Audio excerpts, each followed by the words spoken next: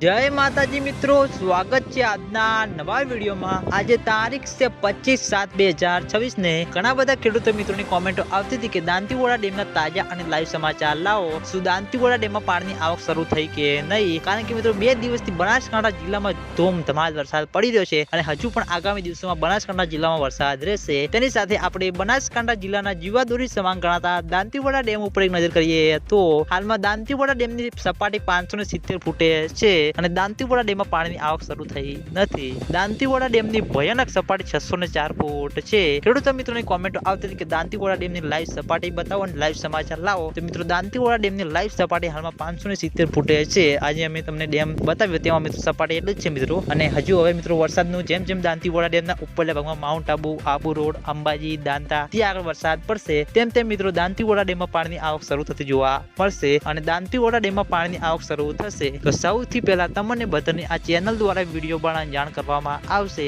એટલે તમે બધા અમારી ચેનલ ઉપર નવા હોય તો વિડીયોને લાઈક કરી દેજો, કોમેન્ટ કરી દેજો અને ચેનલને સબસ્ક્રાઇબ પણ કરી દેજો। તો મિત્રો જય માતાજી।